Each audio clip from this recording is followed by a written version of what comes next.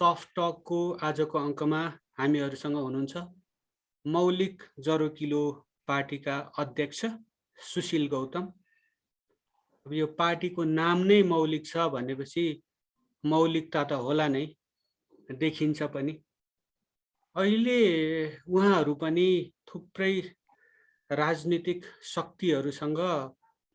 शक्तिहरू जस्तै यो मिलेनियम च्यालेन्ज कर्पोरेसन कम्प्याक्टको विरोधमा प्रदर्शन गरिराख्नु भएको छ, आफ्नो चासोहरू राखिराख्नु भएको छ।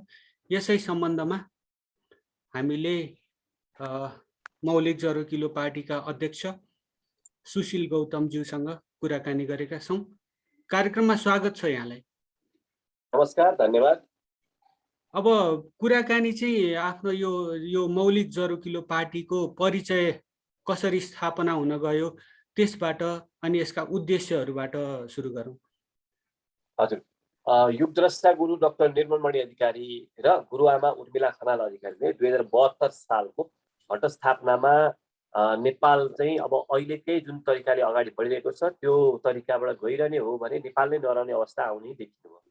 अनि त्यसपछि गुरुले गुरुआमासँग रहेर जौ तेलको हातमा लिएरै अब नेपाललाई यो विदेशी सिद्धान्तहरूको जुन दुष्चक्र छ, प्रयोगशाला बनाउने जुन प्रवृत्ति छ त्यसको अन्त्य गर्दै नेपालको अर्थतन्त्र, राजनीति, शिक्षा, समाज सबै क्षेत्रमा नेपालकै मौलिक सिद्धान्तको आधारमै गर्नुपर्छ भनेर उहाँले सङ्कल्प लिनुभयो र नेपाललाई अब जुन नयाँ वैश्विक संरचना बन्दैछ त्यसको केन्द्र बनाउने सङ्कल्प लिनुभयो। त्यसपछि यो जरोकिलो महाअभियानको रूपमा सुरु भयो। अब अहिले हाम्रो 15वटा संस्था तयार भइसकेका छन्। त्यसमध्ये मौलिक जरोकिलो पार्टी चाहिँ राजनीतिक क्षेत्रमा काम गर्न खोलिएको संस्था हो। हिजो मात्रै सहरीयता इन्टरनेसनल भन्ने हाम्रो जुन अन्तर्राष्ट्रिय क्षेत्रमा संस्था छ त्यो चाहिँ अमेरिकामा दर्ता भएको छ। यसरी 15वटा संस्था अब पछि हुँदै गएपछि हामी 70-80वटा पनि बनाउनेवाला छौँ विभिन्न क्षेत्रमा काम गर्नको लागि। तर हामीले अहिले चाहिँ मुख्यतः 4वटा क्षेत्रमा काम गरिरहेका छौँ।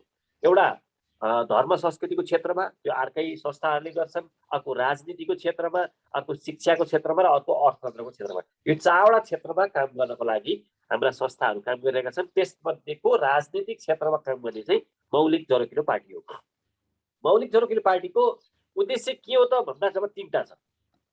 पहिलो चरण चाहिँ के हो भने यो जुन नेपालमा कपुतन्त्र छ, कपुतन्त्र भनेको कम्युनिस्ट र पुँजीवादीको बिखालु घालमेल, त्यसको समूल अन्त्य गर्ने। त्यसपछि नेपाललाई क्रमशः एसडिआईको आधारमा होइन यो पर क्यापिटा इन्कमको आधारमा जुन विकसित देश भनिएका छन् तिनीहरूको दाँजोमा पुर्याउने। त्यसपछि अन्ततगतमा नेपाललाई नयाँ वैश्विक संरचना जुन बन्दैछ त्यसको केन्द्रको रूपमा विकास गर्ने भनेर हाम्रो 3वटा स्टेप बाई लक्ष्यहरू छन्। त्यसको आधारमा अब नेपालमा के गर्नुपर्छ भनेर विभिन्न विषयहरू तयार गरेका छौँ, विभिन्न कामहरू गर्दैछौँ। यसको पछि इलाबोरेट गरौँला।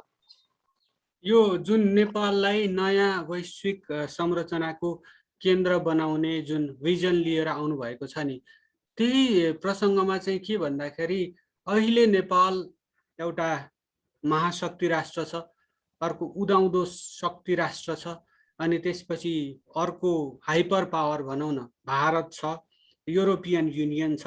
त्यसमध्ये पनि महाशक्ति राष्ट्र संयुक्त राज्य अमेरिका र चीनको स्वार्थहरूको द्वन्द्वको भुमरीमा फँसे जस्तो छ। अनि त्यो द्वन्द्वबाट यो देशलाई बचाएर नयाँ विश्व संरचना, नयाँ वैश्विक राजनीतिक प्रणालीको केन्द्रमा स्थापित गर्नको लागि के कस्ता योजनाहरू बनाउनु भएको छ? असाध्यै अप्ठ्यारो समयमा छौँ हामी जस्तो लाग्छ अहिले। अब यो भन्छन् नि निष्पट्ट अन्धकार पछिको केही समयपछि झिसमिसे उज्यालो हुन्छ भने जस्तै। अनि गीतामा छ नि जुन परित्राणाय च साधुना विनाशाय च दुष्कृता धर्म संस्थापनार्थाय सम्भवानी युगे युगे भन्ने, त्यो कस्तो भने अब जब धर्म नाश हुन लाग्छ, पुरै भ्रष्टै हुने अवस्था आउँछ, त्यसपछि नै युग पुरुषहरूको जन्म हुने हो। युगद्रष्टा गुरु त्यसैको एउटा उदाहरण हुन्छ। अब संरचना अहिले जुन तरिकाले अगाडि गइरहेको छ त्यो तरिकाले जाँदैन भन्नको लागि हाम्रा केही कुराहरू बुझ्नुपर्ने हुन्छ। जस्तो शीत युद्धपछि सोभियत सङ्घको पतन भयो। त्यो बेलामा त 2 ध्रुवीय संरचना थियो विश्वमा। एक समूह लाग्थे सोभियत सङ्घको पछाडि लाग्थे, अर्को समूह चाहिँ अमेरिकाको पछि लाग्थे। त्यो चाहिँ पुँजीवादी राष्ट्र र साम्यवादी राष्ट्रहरूको 2टा संरचना थियो, दुईटा ध्रुव बनेको थियो। अब सोभियत सङ्घको विघटनपछि संसारमा एक ध्रुवीय संरचना बन्यो, अमेरिका केन्द्रित विश्व बन्यो। अनि विश्व अमेरिकाको आधारमा केन्द्रीयतामा चल्दाखेरि कस्तो भयो भने अमेरिकाले चाह्यो भने जुनसुकै देशमा आक्रमण गर्न सक्ने, जतिखेर चाहे त्यतिखेर उसको आफ्ना सेना पठाइदिने लगायतका विभिन्न काम गरे। त्यसमा कसैले हस्तक्षेप गर्न सकिने अवस्था थिएन, सानो स्वरले विरोधसम्म गर्थे, त्यो छुट्टै कुरो भयो। अब पछि हुँदै गएपछि के भयो भने अब अहिले हेर्नुहोस्, चीन उदाएको छ, भारत उदाएको छ, युरोपियन युनियन उदाएको भन्न त मिल्दैन, अब फेरि उनीहरू त अलिक समस्या पर्दै गएको छ। उदाको अर्को राष्ट्रको रूपमा लिनु पर्दाखेरि रसिया आफै हो। उनले चाहिँ भ्लादिमिर पुटिनले चाहिँ सोभियत सङ्घको गुमेको वर्चस्व हामीले फिर्ता लिनुपर्छ भनेर पटक पटक भनेका छन्। त्यस्तै टर्की उदाएको छ इस्लामिक राष्ट्रहरूमध्येबाट। अब यो फरक फरक देशहरू शक्तिशाली भएर उदाउँदाखेरि कस्तो हुन्छ भने खिचातानी हुन्छ संसारमा, कसको कुरा मान्दैन। अब अहिले केही समय अगाडि अमेरिकाले चाह्यो भने आक्रमण गर्न सक्थ्यो भनेदेखि अब अहिले अमेरिकाले कुनै पनि नीति ल्याउँदाखेरि यसमा चीनले के भन्ला, इन्डियाले के भन्ला, रसियाले के भन्ला भन्ने खालको छ। ज्वलन्त उदाहरण के हो भने सिरियामा अमेरिकाले आक्रमण गर्न खोज्दाखेरि, बसार अल असादको विरुद्धमा सेना पठाउन खोज्दाखेरि रसियाले रोक्यो। रसियाले रोकेपछि के भयो भने अमेरिका ब्याक भयो, सिधै उसले आक्रमणको शैलीमा जान सकेन, एफएसए भनेर चाहिँ उसले सपोर्ट गरेको थियो। रसियाले रोक्ने बित्तिकै के भयो, बसार अल असादले भ्लादिमिर पुटिनसँग सम्झौता गरे र उसको सुरक्षाको लागि चाहिँ रसियासँग सम्झौता गरेपछि रसियन सेना बरु यो बसार अल असादको सेनाको तर्फबाट लड्नलाई पुग्यो, अमेरिका ब्याक हुनु पर्यो है। अब अवस्था कहाँ पुगिसक्यो भने अमेरिका एक्लैले चाहेर केही हुँदो रहेनछ भन्ने स्थापित भइसक्यो। यो खालको वैश्विक संरचनामा अब समस्या के देखियो भने जातको आधारमा, भाषाको आधारमा, सम्प्रदायको आधारमा, संस्कृतिको आधारमा आफूलाई राष्ट्र भन्ने, अनि त्यो राष्ट्रको आधारमा छुट्टै राज्य बनाउन पाउने, यसलाई यो वेस्टफेलियाको सन्धिको आधारमा भन्दा राष्ट्र राज्य सिद्धान्त भयो। यो राष्ट्र राज्य सिद्धान्तको एउटा प्रकार भयो द्विराष्ट्र राज्य, टु नेसन स्टेट।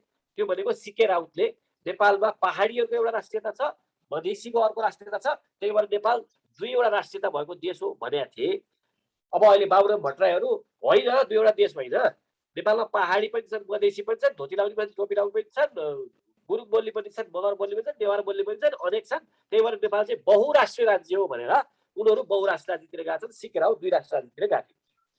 अब यसले समस्या के ल्यायो भने तपाईँ हामी एउटा सम्प्रदायका छौँ, एउटा राज्यको माग गर्ने, अर्को जातको छ, उसले अर्को जातको माग गर्दा नेपाल चाहिँ जातको आधारमा 125, भाषाको आधारमा 129, सम्प्रदायको आधारमा 10 वटा, क्षेत्रीयता अथवा भौगोलिकताको आधारमा 3 टा गरेर नेपाल टुक्रा टुक्रा हुन सक्ने अवस्था छ। अब यो नेपालको मात्रै समस्या होइन, फेरि युरोपमा हेर्ने हो भने ग्रेट ब्रिटेन भनेर त्यति ठुलो राष्ट्र, युनाइटेड किङडम होइन, त्यति सम्पन्न राष्ट्र भनिन्छ, त्यहाँ पनि स्कटल्यान्डले जनमत सङ्ग्रह त गरायो, 45% छुट्टिने भनेर भोट त हाल्यो हो। अब त्यसलाई रोक्ने कसरी? स्कटिसहरू भन्छन् हाम्रो त राष्ट्रै छुट्टै हो, हामी छुट्टिनुपर्छ भन्छन् होइन। त्यस्तै स्पेन जस्तो अर्को विकसित राष्ट्र छ, त्यहाँ पनि क्याटेलोनियन्सहरूले हामी छुट्टै राष्ट्र हुनुपर्छ भनेर जनमत सङ्ग्रह गराए, 92%ले स्वतन्त्र हुने भोट हाले। अब यो त विकसित देशहरू जहाँ चाहिँ प्रजातान्त्रिक परिपाटी भइरहेका छन्, राम्रोसँग अवलम्बन हुन्छ, त्यहाँ जनमत सङ्ग्रहको माग गर्यो। अब त्यो बाहेक अरू थुप्रै ठाउँ हेर्नुहोस्, कुर्सहरू लडाइ छन् है, कुर्दिस लडाकुहरू 5 वटा देशमा लडाइ छन् स्वतन्त्र राष्ट्र बनाउनको लागि। हरेक देशमा त्यही समस्या छ। इन्डियामा 46 वटा समूह त प्रतिबन्धितै छ। त्यहाँ नर्थ इस्टपट्टि हेर्ने हो भने साना साना राज्य बनाउनको लागि भनेर थुप्रै विद्रोही समूहहरू जम्मा भएका छन्। यो पाकिस्तानमा हेर्ने हो भने बलोचहरू, सिन्धहरू तिनीहरू आफू तयार भएर बसेका छन्। अब यो विद्रोह गर्ने, विद्रोहपछि आफ्नो भाषा, आफ्नो संस्कृति, आफ्नो परम्परा, आफ्नो जातको आधारमा छुट्टै राष्ट्र बनाउने लहर नेपालमा बाबुराम भट्टराईले मात्र ल्याएको होइन, संसारभरि नै छ। अहिले युरोपमा 115 वटा विद्रोही छन्। हरेक विकसित देश हेर्नु भने पनि उनीहरूको विद्रोही समूहको प्रशस्त तयार भएर बसेको छ। अब यहाँ समाधानको तरिका दुईटा मात्रै छ।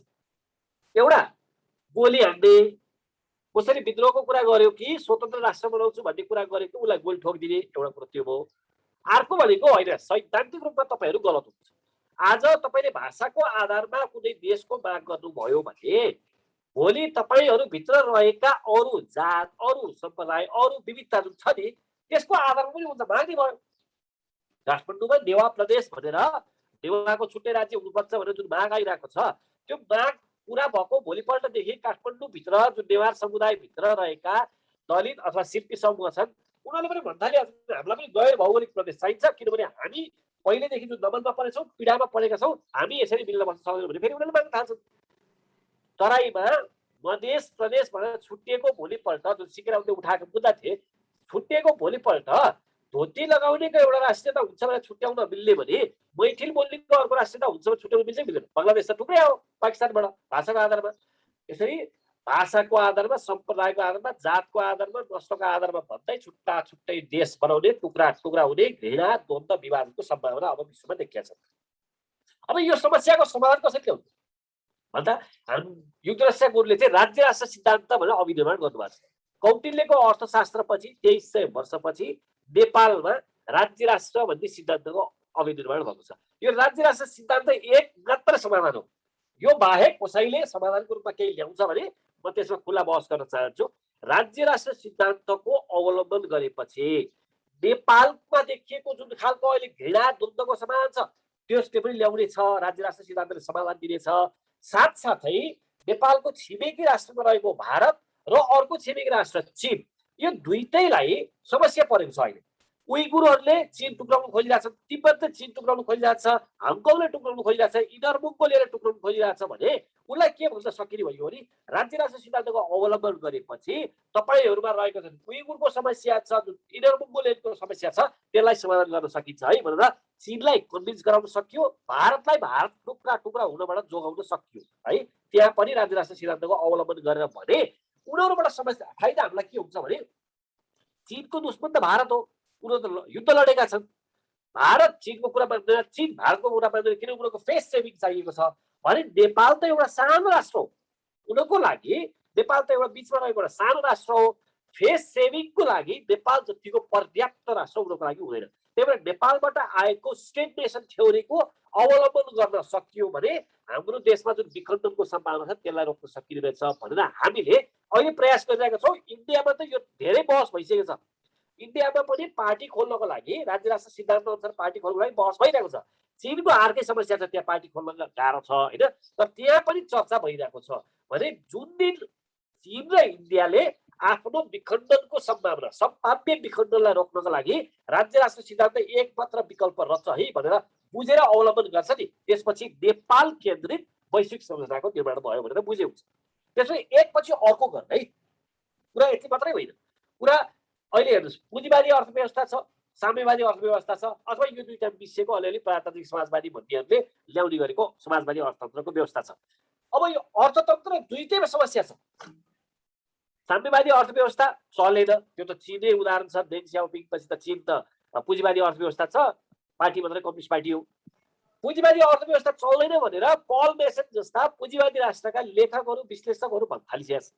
अब चाहियो कि भने हामीले ल्याएको सहरियता अर्थतन्त्र, यो सहरियता दर्शनमा आधारित रहेर अबको विश्व चल्नुपर्छ, यसैमा आधारित रहेर बनेको सहरियता अर्थतन्त्र चाहिँ अबको अर्थतन्त्रको मोडल हुनुपर्छ भनेर हामीले भनेका छौँ। एक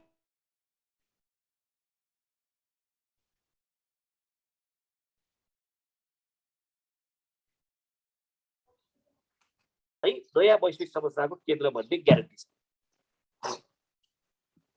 हजुर, यो जुन कौटिल्यको कुरा गर्नुभयो, अब एउटा कौटिल्य भनेपछि एउटा सल्लाहकार, विलासिताबाट टाढै बसेर झुपडीमा बसेर शासकलाई सल्लाह दिने नैतिक बल त्यसरी आर्जन गरेका विद्वान हुनुहुन्थ्यो उहाँ। तर हामीहरूको अहिलेको राजनीति कस्तो छ भन्दाखेरि अब चप्पल फटकार्दै सङ्घर्ष गर्ने, टायर बाल्ने, सत्तामा पुग्ने, शक्तिमा पुग्ने, भ्रष्ट हुने, पतन हुने, फेरि अर्को वर्ग आउँछ त्यसै गरेर सत्तामा पुग्छ, फेरि भ्रष्ट हुन्छ। यो चक्र, यो दुष्चक्रबाट हामीले कहिल्यै मुक्ति पाएका छैनौँ। यहाँहरू केही गरी सत्तामा अब पुग्नु भयो भने त्यही बाटोमा हिँड्नुहुन्न र देशलाई अर्को गर्तमा फसाउनुहुन्न भन्ने के सुनिश्चितता छ?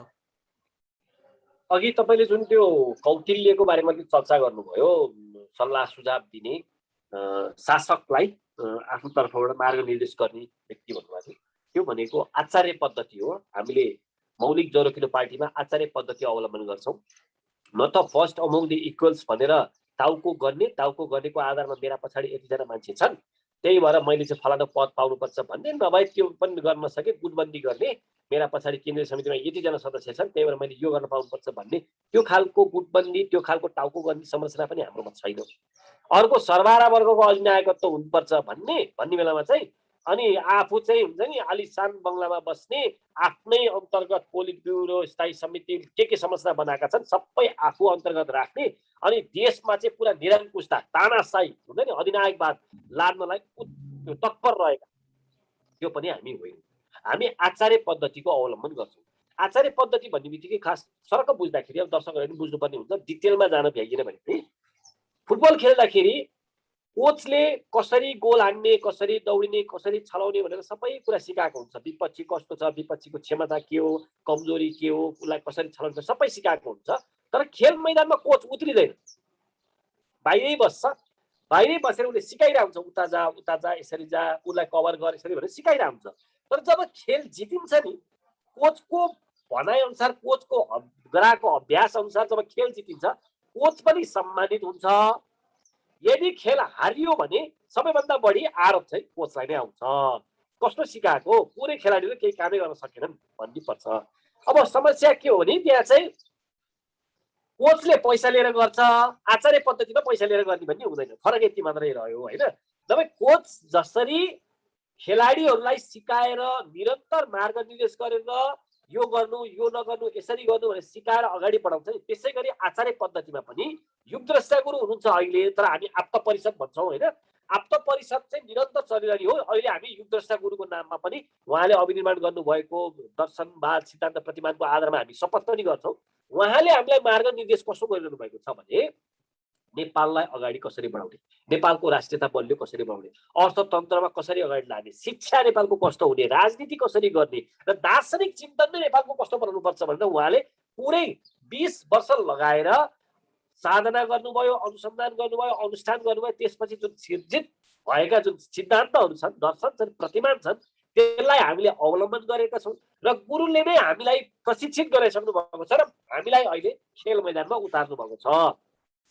अब यहाँ हेर्नुहोस्, नेपालमा आफू अध्ययन गर्ने, आफू सङ्गठन खडा गर्ने, तर आफू चाहिँ अध्यक्ष नबन्ने भन्ने घटना कहीँ भएको छ? कुन पार्टीमा भएको छ? नेपालमा त दुईटा पार्टी मिक्स भयो भने पनि नयाँ वैकल्पिक भनेका शक्तिहरू पनि दुईटा पार्टी मिसिँदा छ भने एउटा अध्यक्ष अर्को संयोजक भनेर बस्ने चलन छ है। पछिल्लो कुरो हेऱ्यो, त्योभन्दा अगाडिका पार्टीहरू त कुरै नगरौँ, 7 जना समेत अध्यक्ष भएका छन् यहाँ होइन। 2 जना अध्यक्ष, 7 जना अध्यक्ष, कोही संयोजक, कोही अध्यक्ष बनाएर राखिन्छ। त्यो भनेको पद लोलुपता हो। म कुर्सी छोड्दिनँ, विश्वास नभए कि एकअर्कातिर विश्वास छैन। हाम्रोमा त्यस्तो हुँदैन। आज मौलिक जनकिलो पार्टीको अध्यक्षको रूपमा म कुर्सीमा छु। युगद्रष्टा गुरुले एकचोटि, अब युगद्रष्टा गुरु त पार्टीको सदस्य पनि होइन होइन, साधारण सदस्य पनि होइन, उहाँलाई हामीले मान्छौँ, युगद्रष्टा गुरुको रूपमा सम्मानित गर्छौँ। उहाँले एक शब्द भन्नुभयो भने म भोलिपल्ट राजीनामा दिन तयार छु। यस्तो हो। जब हामीले सङ्गठनमा यो खालको पद्धति अवलम्बन गर्छौँ नि, त्यसपछि के हुन्छ भने म कुर्सीमा टाँसेरै बस्नुपर्छ भन्ने मलाई छैन। हामी गुरुको नैतिक मार्गनिर्देशनहरू र उहाँले दिनुभएका विभिन्न सल्लाह सुझावहरू अवलम्बन गरेर अगाडि बढ्दैछौँ। आज 2 वर्षको क्रममा भलै निरन्तर लकडाउन भइरहेछ, हामी पानी दत्ता भए लगत्तै होइन, तैपनि हामीले जुन देशभरि सङ्गठन बनाएका छौँ र वैचारिक क्षेत्रमा जुन खालको हामी अग्रता लिएका छौँ नि, त्यसैले देखाउँछ अबको यो नेपाल अगाडि बढ्ने भनेको नै आचार्य पद्धतिमा हो। तर हाम्रो के भइदियो भने प्रधानमन्त्री केपी शर्मा ओलीलाई कारवाही गर्ने कसले? उहाँले कसको कुरा सुन्नुभयो? केन्द्रीय समितिमा आफ्नो अनुकूल सङ्ख्या छ भनेपछि त उहाँ त कारवाही गर्ने शक्ति त कसैमा हुँदो रहेछ नि त।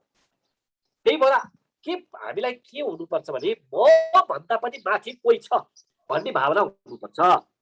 तर एउटा कार्यकारी पदमा बसेको व्यक्ति भन्दा पनि माथि अर्को कुनै व्यक्ति छ भने त्यो व्यक्ति चाहिँ कुनै पनि कार्यकारी अधिकार लिने, सांसद बन्ने, मन्त्री बन्ने, राष्ट्रपति उपराष्ट्रपति बन्ने त्यो खालको चाहना, लोभ, लालचबाट माथि उठेको हुनुपर्छ। गुरुले न सांसद बन्नुहुन्छ, न मन्त्री बन्नुहुन्छ, न राष्ट्रपति बन्नुहुन्छ, तर उहाँ गुरुको भूमिकामा हुनुहुन्छ। उहाँले चाहिँ हामीलाई निरन्तर मार्गदर्शन गर्नुहुन्छ।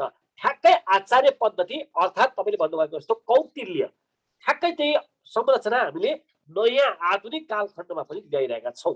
अब यो संरचना यति बलियो हुन्छ कि अन्यत्र पनि छन्, संसारमा थुप्रै ठाउँमा छन् भएका 100 वर्ष हुन लागिसक्यो सङ्गठन बनेको, अहिलेसम्म टुक्रेको छैन। तर उनीहरू त त्यही पद्धति अनुसार चलिरहेछ नि। त्यस्तै हाम्रो आफ्नो मौलिक शैली भनेको आचार्य पद्धति हो। न फर्स्ट अमङ द इक्वल्स भनेर हुन्छ, न त सर्वहारा वर्गको अधिनायकत्व भनेर हुन्छ। हाम्रो आफ्नै संरचना छ, त्यो भनेको आचार्य पद्धति हो। आचार्य कुनै पनि कार्यकारी पद लिँदैन र जो कार्यकारी छ उसको चाहिँ विशिष्ट नेतृत्व हुन्छ। नैतिक निर्देशनहरू लगायतका कुराहरू हामी गुरुबाट लिन्छौँ। अब यसैको आधारमा अगाडि बढ्ने भएको हुँदा हाम्रोमा चाहिँ पदमा पुगिसकेपछि 5 तल्ला घर बनाउने हिजो चप्पल लाएर आएको मान्छे, गरिबको नाममा यसो गर्छु उसो गर्छु भन्ने, आफ्ना छोराछोरी चाहिँ हुन्छ नि महँगा स्कुलमा पढाउने गरिबका छोराछोरीलाई चाहिँ स्कुलबाट निकालेर सर्वहारा वर्गको हितको लागि बुर्जुवा शिक्षा बहिष्कार गरेर निकाल्ने त्यस्तो खालको हाम्रोमा हुँदैन। किनभने हामी मानव, पदमा म पनि छु, अन्य साथीहरू पनि हुन्छ। म भ्रष्ट भएँ भने मैले कसै न कसैको कुरा चाहिँ मान्नै पर्ने हुन्छ है। जुन दिन म भ्रष्ट हुन लाग्यो त्यसपछि गुरुले भन्नुहुन्छ ए तिमीले यो गरेको काम ठिक छैन, यसलाई रोक भन्ने एउटा व्यक्ति भइदियो भने मान्छे नैतिक रूपमा पतन हुँदैन क्या, भ्रष्ट हुँदैन, अनैतिक पापाचारी त्यस्तो हुँदैन। त्यसैको लागि हाम्रो आचार्य पद्धति नै उत्कृष्ट व्यवस्था हो भन्ने हाम्रो ठहर छ। नेपाल विश्व सभ्यताको केन्द्र नै हो। परापूर्व कालदेखि नै जुन सभ्यताको सूर्य उदाएको शिव पार्वतीको देश यो सबै छ। हाम्रो एकदमै समृद्ध परम्परा, सभ्यता, संस्कृति सबै छन्। तर यो अहिले वर्तमानमा आफै एकदमै एक किसिमले विशृङ्खलित छ, केन्द्र नै हल्लिराखेको अवस्था छ। यसै अवस्थामा यो हाम्रो आन्तरिक भाँडबैलो छ। त्यो यसै अवस्थामा के भइराखेको छ छिमेकमा भन्दाखेरि अमेरिका अफगानिस्तानबाट बाहिर निस्किँदैछ, विथड्र गर्दैछ, आफ्ना सैनिकहरूलाई फिर्ता बोलाउँदैछ। यतापट्टि हामी जुन मिलेनियम च्यालेन्ज कर्पोरेसन कम्प्याक्ट पारित गर्नुपर्ने दबाब जस्तो झेलिराखेका छौँ। सरकारले पारित गर्न खोजिराखे जस्तो देखिन्छ, अनि सडकमा प्रतिरोध भइराखेको छ, विरोध भइराखेको छ। त्यही विरोधमा यहाँहरू पनि संलग्न हुनुहुन्छ, थुप्रै दलहरू सँगै यहाँहरू पनि संलग्न हुनुहुन्छ। यो विरोध गर्नुपर्ने कारण चाहिँ किन पर्यो? किन भन्दाखेरि अब इतिहास हेर्दाखेरि देखिन्छ भन्दाखेरि संयुक्त राज्य अमेरिका भनेको ग्रेट ब्रिटेन पछिको नेपालको दौत्य सम्बन्ध स्थापित भएको दोस्रो राष्ट्र। कति छ अब ठुलो शक्तिका ठुला स्वार्थहरू होलान्, तर संयुक्त राष्ट्र सङ्घमा नेपाललाई सदस्यता दिलाउन पनि रुस विरुद्ध, तत्कालीन त्यतिखेर भारत पनि रुससँगै थियो, रुस विरुद्ध भारत विरुद्ध उभिएर नेपाललाई सदस्यता दिलाउन योगदान गरेको देश हो। यसको विरोध चाहिँ किन? यो नेपालको हितमा छैन भने बुँदागत रूपमा भनिदिनुहोस्, किन यो एमसीसी नेपालको हितमा छैन र यहाँहरूले विरोध गरिराख्नु भएको छ? सुरुमा यो एमसीसीमै जानुभन्दा अगाडि एमसीसी समस्या हामीसम्म कसरी आइपुग्यो भन्नेमा जानु। हाम्रो कपुतन्त्र भन्छौँ हामी चाहिँ, कम्युनिस्ट र पुँजीवादीको खालु घालमेललाई हामी कपुतन्त्र भन्छौँ। नेपालको सत्तावृत्तमा चाहे नेपाली काङ्ग्रेस भन्नुहोस्, राप्रपा, कम्युनिस्टहरू, माओवादी सबै कपुतन्त्रका घटकहरू हुन्। यी नै सत्तावृत्तमा रहिआएका छन्। 2007 सालपछि कुनै न कुनै रूपमा रहिआएका छन्। यिनीहरूको प्रवृत्ति कस्तो भइदियो भने चीन गए, चीनले जुन सम्झौता भन्छ त्यसमा हस्ताक्षर गरेर आइहाल्ने, अमेरिका गए जुन पेपर अगाडि साथ दिन्छ त्यो पेपरमा साइन गरिदिइहाल्ने, इन्डिया गए त्यही साइन गरिदिने, जुन देश गए त्यही देशमा राम्रोसँग नपढिकन राष्ट्रिय स्वार्थ के हुनु पर्थ्यो, नेपाली जनताको हित कसरी हुन सक्थ्यो, विकासको चिन्तन कस्तो हुनु पर्थ्यो भनेर नसोचिकन नबुझिकन जहाँ गयो त्यही हस्ताक्षर गर्ने कारणले गर्दा यो समस्या अहिले सतहमा देखिएको हो। यो पहिलो कारण भयो। दोस्रो कारण, हाम्रा नेताहरू जो सत्तावृत्तमा रहेका छन् नेताहरू, उनीहरूको विकासको चिन्तन के? विकास हरेक क्षेत्रमा विकास हुन्छ। नेपालको पनि विकास होला, दुबईको पनि विकास छ, भुटानको पनि विकास छ, होइन? क्रमशः आफ्ना किसिमको विकास हुन्छ। त्यो नेपालको विकासको मौलिक चिन्तन के हो? पानी आउँदैन भने ढुङ्गे धारा हुनु पनि विकास हो, होइन? कुनै ठाउँमा पानी छैन भने ढुङ्गेधारा बनाउनु पनि विकास हो। घर घरमै मिनरल वाटर सहितको यता खोल्दा तातो पानी आउने, यता खोल्दा चिसो पानी आउने, त्यो पनि विकास हो। हामीलाई कुन विकास चाहियो? त्यसमा त पहिला आफू त क्लियर हुनु भयो नि, हामीलाई कुन खालको विकास चाहिएको? घर घरमा तातो पानी चिसो पानी आउने विकास चाहिएको हो कि त्यसका पनि केही खर्च त छन् हैन, त्यसका केही सेक्रिफाइस नगरिकन त त्यतिकै आउँदैन। अथवा ढुङ्गेधारा ल्याउने विकास हो, अथवा पँधेरो बनाउने विकास हो। जुन ठाउँमा पानी हुँदैन त्यो ठाउँमा धारा बनाएर कस्तो खालको धारा बनाउने हो, कहाँबाट पानी ल्याउने हो, त्यो खालको पहिला चिन्तन, यो विकासको चिन्तन नभएको कारणले गर्दा उनीहरूमा के छ भने विकास त गर्ने, तर कस्तो विकास गर्ने भन्दा एक समूहले के भने सिङ्गापुर जस्तो बनाउनुपर्छ भने आफ्नो चिन्तन त छैन, उदाहरण त चाहियो नि कतै न कतै हो। अनि उदाहरण अथवा त्यो आइडियोलोजी, त्यो आइडियल एउटा विकासको हुन्छ नि आदर्श मोडल बनाउँदाखेरि कस्तो बनाउनु भने एउटाले भन्थ्यो सिङ्गापुर जस्तो बनाउनु, अर्कोले भन्थ्यो होइन स्विजरल्यान्ड जस्तो बनाउनु, अर्को त्यो माओवादीहरू आएको थियो उनीहरूले त चीन जस्तो बनाउनु खोजेको होइन। एकीकृत मार्क्सवादी लेनिनवादी भनौँ, उनीहरूले रसियाको मोडलबाट गर्नुपर्छ भन्ने भयो।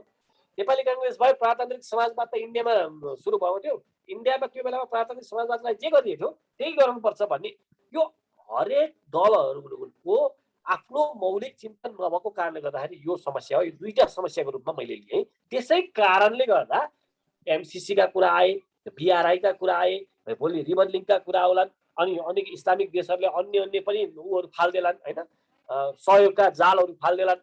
त्यसपछि हामी पढ्दै पढ्दै जान्छौँ, हरेकमा पढ्दै गएर निस्किन नसक्ने त्यो खालको अवस्था हुन्छ।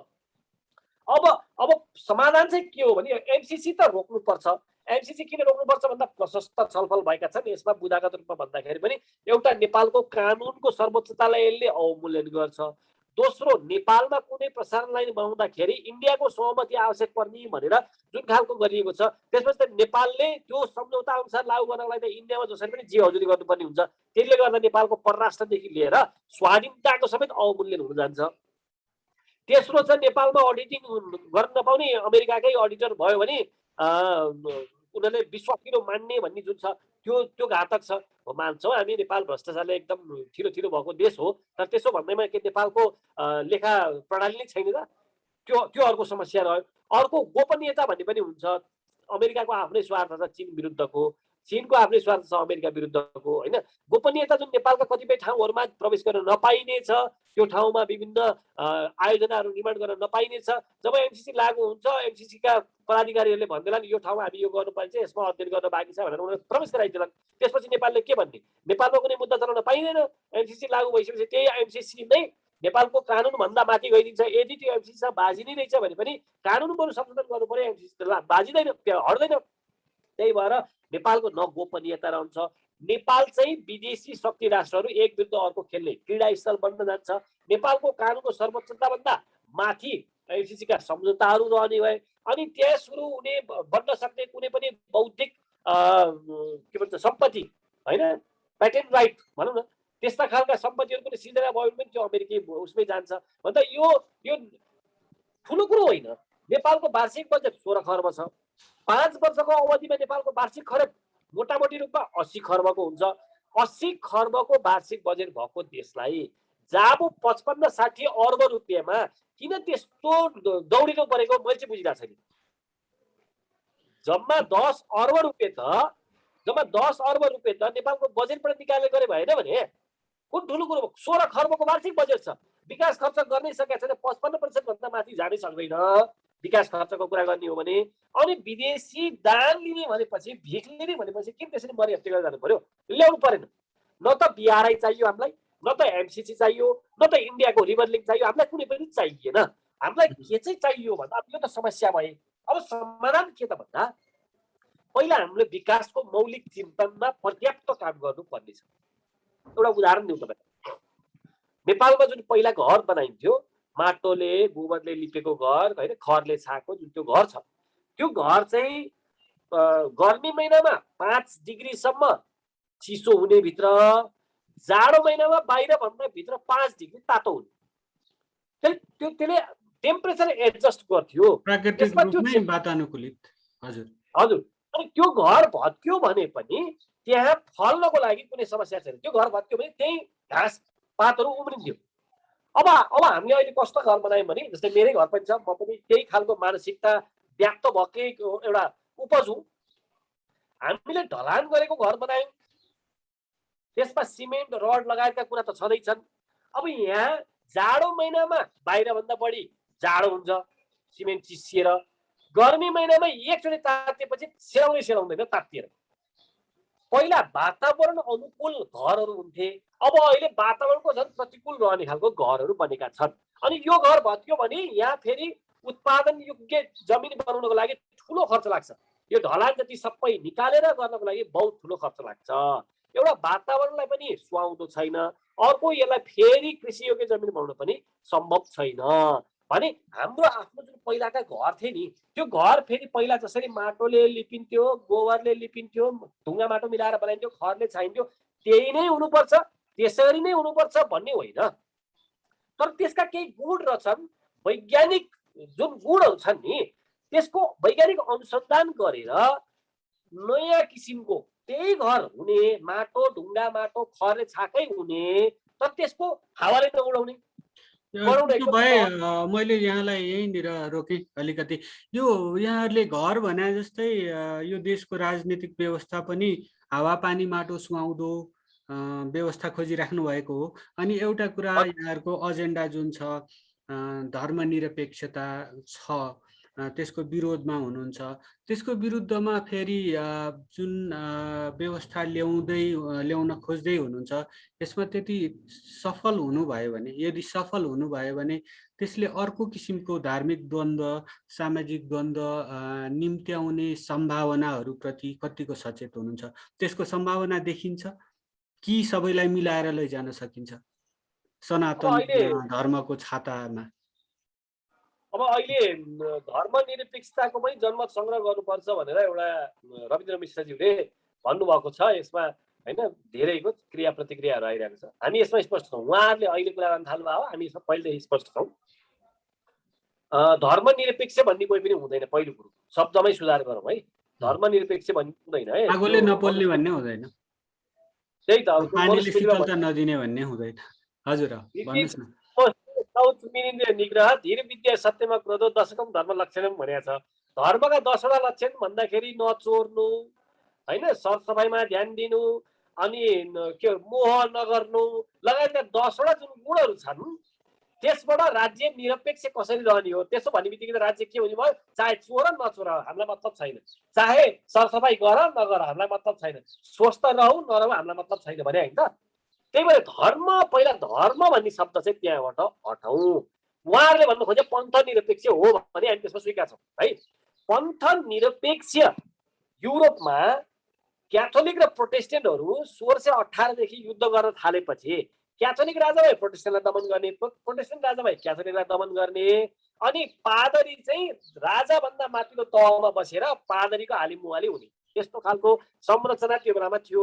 त्यसलाई हटाउनको लागि उनीहरूले separation of estate and church भने, त्यसलाई सेकुलरिजम भनिन्छ। त्यो चाहिँ हाम्रा मूर्ख नेताहरू धर्मनिरपेक्ष भने पहिला शब्दमा सुधार गरौँ। अनि त्यसपछि अब समस्या हाम्रो के भने बुझौँ, हाम्रोमा ऋषि सत्ता र राजसत्ता भनेर पहिलेदेखि थियो। ऋषि सत्ता कहिले पनि राज्य गर्नलाई हिँड्दैन। ऋषि सत्ताको काम के हो, ज्ञानको सिर्जना गर्ने हो, ध्यान गर्ने हो, होइन, नयाँ नयाँ सिद्धान्तहरूको अभिनिर्माण गर्ने हो, ऋषि सत्ताको काम त्यो हो। राज्य सत्ताको काम के हो, राज्य सञ्चालन गर्ने हो। ऋषि सत्ताले जहिले पनि राजसत्तालाई नैतिक निर्देशन, होइन, मार्गनिर्देशहरू गर्छ। तर गएर लामा, बौद्ध लामा गएर म त बौद्धहरूको सबभन्दा माथिल्लो तहको मान्छे हो, मलाई प्रधानमन्त्री बनाऊ भन्दैन। न त पशुपतिको भट्टले गएर म त पशुपतिको पुजारी हुँ, मलाई नै प्रधानमन्त्री बनाऊ भन्दैन। यो हाम्रोमा छैन, यो पहिलेदेखि नै छैन। अब यस्तो समस्या नै नभएको देशमा ल्याएर के गर्ने भने उनीहरू फेरि पन्थ निरपेक्षता अथवा धर्म निरपेक्षता भनेर ल्याइदिए। अब यसलाई हटाएर मौलिक जनकल्याण पार्टीले पहिल्यै स्पष्ट रूपमा भनिरहेको छ, नेपाल वेदको सम्पादन तनहुँ जिल्लामा कृष्णद्वैपायनले गर्नुभयो। गौतम बुद्धको जन्मथलो लुम्बिनीमा हो। बोन धर्मको सुरुवात, उहाँ बोन धर्मको सुरुवातकर्ता नै स्वयम्भूमा आएर तपस्या गरेर तिब्बतमा फैलाउनु भयो। किराँत धर्म 5000 वर्षभन्दा बढी भइसक्यो। किराँती विरूपाक्षको मूर्ति पशुपतिको पूजा हुँदै आएको छ। जैन धर्मका ऋषभ देव लगायत 3 जना तीर्थङ्करहरूको जन्म नेपालमै भयो है। हिन्दू, बौद्ध, बोन, जैन, किराँत जस्ता नेपालका मौलिक धार्मिक सम्प्रदाय छन्, तिनलाई चाहिँ संरक्षण गर्नुपर्छ, प्रवर्धन गर्नुपर्छ। एकपछि अर्को जुन आक्रमण भइरहेछ तिनीलाई निस्तेज गर्दै यहाँका मौलिक धार्मिक सम्प्रदायहरूलाई संरक्षण, प्रवर्धन, विकास गर्न चाहिँ राज्यले भूमिका खेल्नुपर्छ। हाम्रो मानेर के हो? त्यसपछि हामीले यो धर्मनिरपेक्षता हटाएर के लेख्छौँ संविधानमा भन्दा, संविधानको प्रस्तावनामा नेपाल भनेको सनातन वैदिक हिन्दू, बौद्ध, बोध, जैन, किराँत जस्ता मौलिक धार्मिक सम्प्रदायको उद्गम थलो हो भन्ने कुरामा गर्व गर्दै भन्ने लेख्छौँ है। पुरा गौरवशाली यो राष्ट्रको हामी मौलिकता भनेको नै यो राष्ट्रमा हामी जुन जन्मिएका छौँ, यो राष्ट्रमा हाम्रो धर्म संस्कृतिको उद्गम भएको हो भनेर हामी उनीहरू गर्व गराउने बाटो बनाउँछौँ पहिला। दोस्रो, राज्यको मार्ग निर्देशक सिद्धान्तमा राज्यले मौलिक धार्मिक सम्प्रदायहरूको संरक्षण गर्नु राज्यको दायित्व हुनेछ भनेर लेख्छौँ। राज्यको कर्तव्य हो त्यो। गैडा संरक्षण गर्नु मात्रै राज्यको कर्तव्य होइन। एकपछि अर्को गर्ने जुन धर्म परिवर्तन भइरहेछ, एकपछि अर्को जुन प्रहार भइरहेछ, त्यसलाई रोकेर संरक्षण गर्नु पनि राज्यको कर्तव्य हो है। यहाँ संरक्षित क्षेत्र भनिएको छ, त्यसमा चाहिँ सेना खटाएको छ। गैडा संरक्षण गर्ने भनिएको छ, बाघ संरक्षण गर्ने भनिएको छ, त्यसमा पनि सेना खटाएको छ। अनि जुन मेरो जीवनसँग सम्बन्धित छ, मेरो पहिचानसँग सम्बन्धित छ र यो राष्ट्रको पहिचानसँग सम्बन्धित छ, त्यसको चाहिँ संरक्षण नगर्ने गर्नुपर्छ। त्यही भएर हामी राज्यको मार्ग निर्देशक सिद्धान्तमा पनि हिन्दू, बौद्ध, बौद्ध, जैन, किराँत लगायतका धर्महरूको संरक्षण गर्नु राज्यको कर्तव्य भनी लेख्छौँ। त्यसपछि मौलिक हकको खण्डमा पनि नेपालका मौलिक धार्मिक सम्प्रदायहरूको संरक्षण, प्रवर्धन, विकास गर्नु समुदायको कर्तव्य हो भनेर लाग्छ। यसरी प्रस्तावना, राज्यको मार्ग निर्देशक सिद्धान्त र मौलिक हकको खण्डमा हामीले 3 ठाउँमा लेखिसकेपछि नेपालका मौलिक धार्मिक सम्प्रदायहरूको संरक्षण हुन्छ। अब यसमा बुझ्नुपर्ने कुरा के हो भने धर्मनिरपेक्षतामा जनमत संग्रह गर्ने अनि त्यो हटाएर के लेख्ने त भन्दा राष्ट्रको अगाडि विशेषण लेख्ने कुरामा मौलिक जनमुक्ति पार्टीको विरोध छ।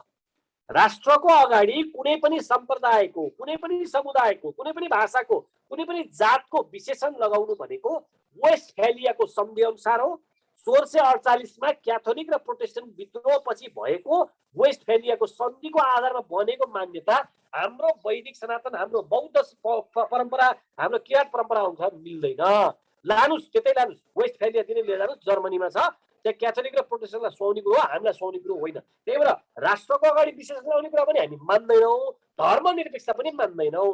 हामीले के लेख्छौँ भन्ने कुरा मैले स्पष्ट भनिहालेँ। अब यो धर्मनिरपेक्षता हुने कि नहुने भनेर जनमत संग्रह गराउनु भनेको मलाई क्यान्सर लागेको छैन होइन, क्यान्सर लागेपछि औँला काट्छ नि त्यो डक्टरले, पऱ्यो भने यो औँलामा क्यान्सर लाग्ने काट्नुपर्ने हुन्छ।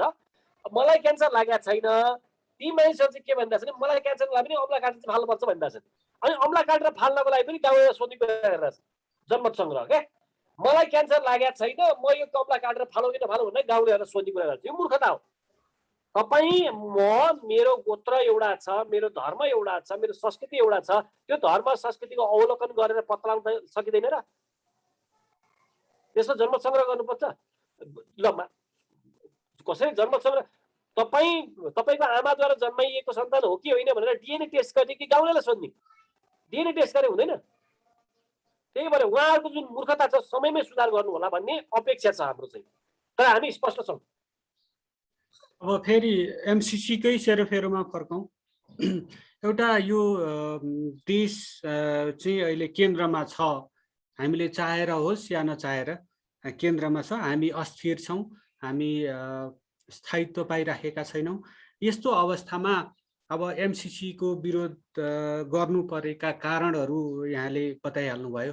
त्यसै गरेर आएको छ, बिआरआई पनि आएको छ।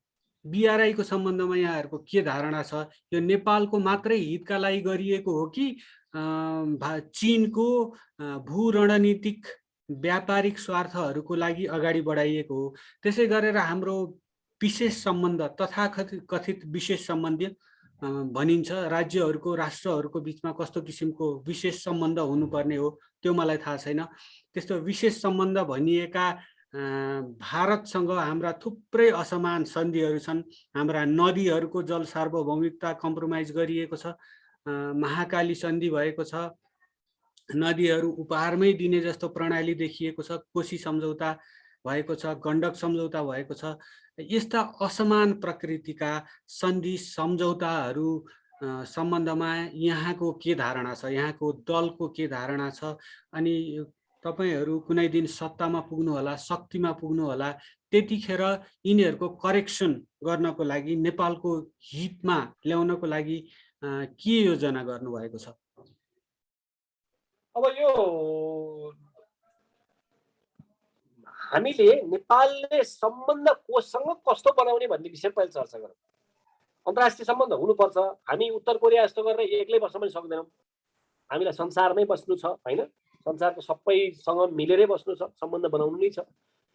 अब सम्बन्ध बनाउँदाखेरि हामी र हाम्रा देशका जुन नेता बनाउँदाहरूले गरेका कतिपय गल्ती के हो भने, जुन देशबाट जे लिनुपर्ने हो त्यो नलिने, जे लिन नहुने हो त्यो चाहिँ लिदिने। अमेरिकाले क्युबासँग जुनसुकै सम्बन्ध राखोस्, जस्तोसुकै सम्बन्ध राखोस्, त्यो नेपाल जतिको राष्ट्रलाई टाउको दुखाउनु पर्ने कुरा होइन नि। अमेरिका जस्तो नेपालको कतिपय ठाउँमा त एकदमै साथ सहयोग गरिरहने राष्ट्रलाई क्युबासँगको सम्बन्धमा उसको तलमाथि पर्ने बित्तिकै नेपालका प्रधानमन्त्री भइसकेका व्यक्तिहरू बुरुक्क उफ्रेर प्रतिक्रिया दिन जानुपर्ने हो त? क्युबा पनि समाजवादी राष्ट्र अरे, अनि आफू पनि कम्युनिस्ट, त्यो गतार्थ भइसक्यो, आउटडेटेड भइसक्यो सिद्धान्त बोकेको छ अरे भन्दैमा अमेरिका विरुद्ध बोलिहाल्नुपर्छ भन्ने छ त? विश्वको स्थायित्वको लागि, स्ट्याटस को मेन्टेन गर्नको लागि अमेरिकाको एक्जिस्टेन्स अपरिहार्य छ अहिलेको अवस्थामा। कसैले मान्लान् नमान्लान् त्यो अर्कै कुरो।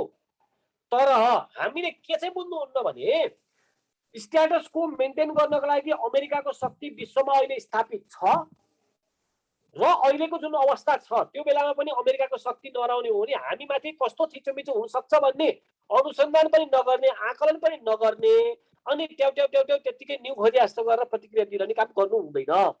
तर अमेरिकाको विश्वको स्थायित्वको लागि उसको भूमिका छ अरे भन्दैमा अमेरिकामा भएका सबै सामाजिक व्यवस्था, सांस्कृतिक कुराहरू नेपालमा ल्याइहाल्नुपर्छ भन्ने छैन।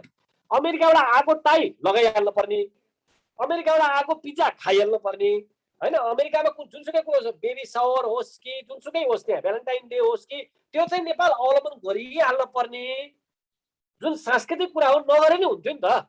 त्यसमा त कुनै टाउको दुखाइ छैन नि। त्यो चाहिँ गरिहाल्न पर्ने। तर जुन अति नै आवश्यक छ, रणनीतिक रूपमा हेर्ने हो भने अमेरिका नभइदिया भए नेपालमाथि अन्य देशहरूले गर्ने खालको सम्बन्ध भयो भने फरक पर्छ। यहाँ नेपाललाई चाह्यो भने इन्डियाले मिल्यो, अवस्था मिल्यो भने इन्डियाले पनि खान सक्छ, चीनले पनि खान सक्छ। दुवैजना आँगेर बसिरहेछन्। लिपुलेप खाइदिएको होइन, इन्डिया र चीन मिलेर नेपालको लिपुलेप त खाइदियो हो नि। हो, जब अमेरिका जस्तो शक्तिशाली राष्ट्रको एक्जिस्टेन्स नभइदिया भए अहिलेको परिस्थितिमा, सधैँ होइन फेरि, अमेरिका जस्तो शक्तिशाली राष्ट्रको एक्जिस्टेन्स नभइदिया भए नेपाललाई इन्डिया र चीनले कुन खालको व्यवहार गर्थे त्यो अर्कै पुग्थ्यो।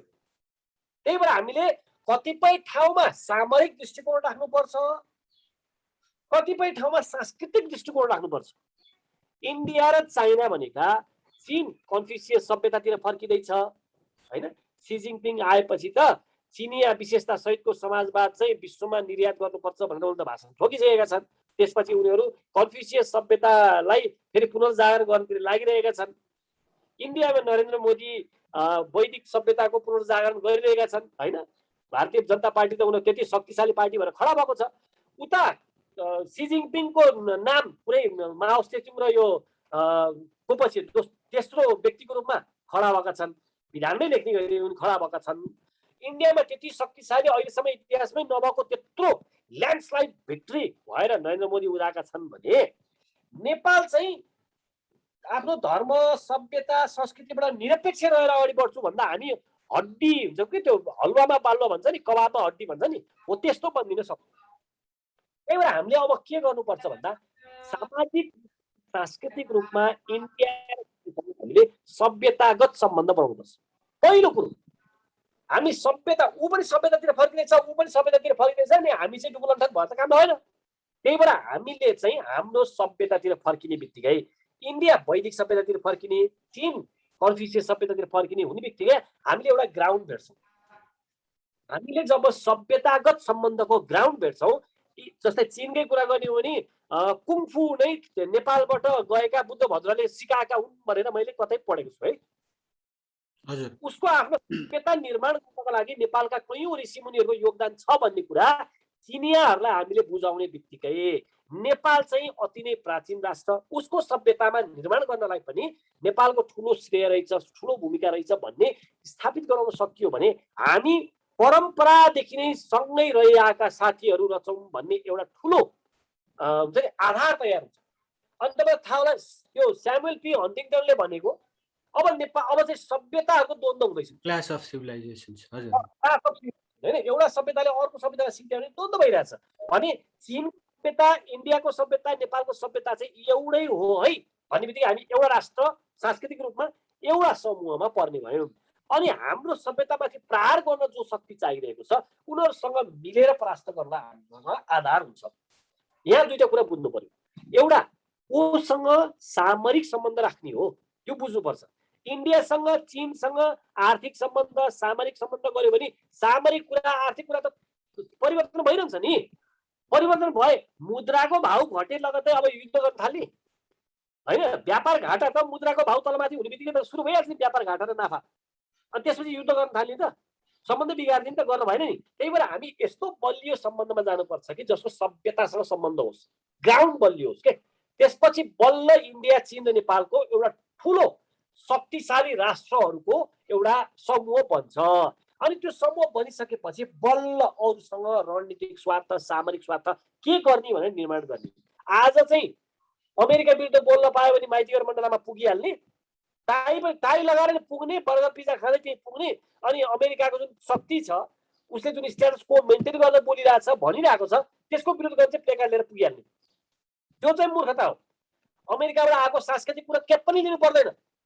उनीहरूको जुन सांस्कृतिक साम्राज्यवादको जुन बेला बेलामा निक्लिरहेको हुन्छ त्यसको के पनि नलिनुहोस्, तर उसले जुन स्ट्याटस को मेन्टेन गरिरहेको छ त्यसलाई त एक्सेप्ट गरिदिनु पर्यो नि। किन बोलिरहनु पर्यो त्यसको हो। हामीले अब गर्नुपर्ने कोसँग सभ्यतागत सम्बन्ध बनाउने, कोसँग सामरिक सम्बन्ध बनाउने, यो दुईटा मिलाउने बित्तिकै नेपाललाई अन्तर्राष्ट्रिय सम्बन्धहरूमा त्यो हुन्छ नि गाह्रो पर्दैन के। अहिले चाहिँ ठ्याक्कै उल्टो भइरहेछ। अब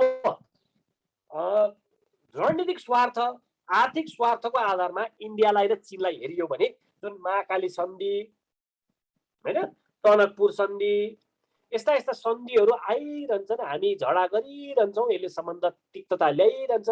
स्पष्ट चाहिँ के हुनुपर्छ भने चीन र इन्डियाले सम्भावना अवसर मिल्यो भने नेपाललाई खाइदिन्छ, दुईटैले खाइदिन्छ। यसमा कसैलाई शङ्का नभए हुन्छ, दुईटैले खाइदिन्छन्। मिल्यो भने बाँडेर खान पनि बेल लाउँदैनन्।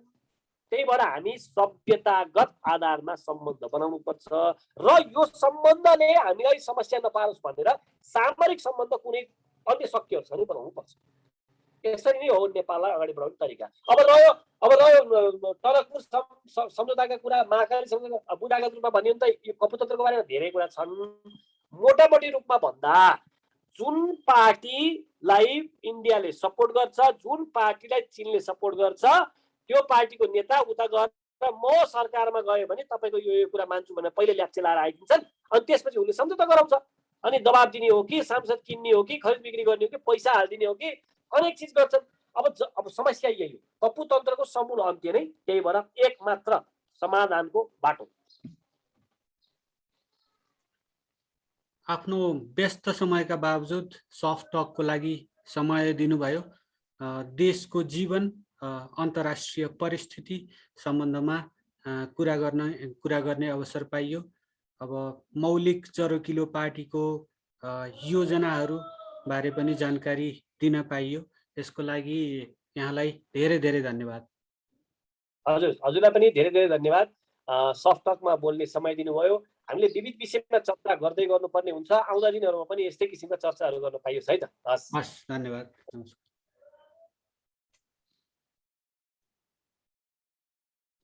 ल, ठिक भयो? हजुर, ठिक छ। भइरहेछ हजुर।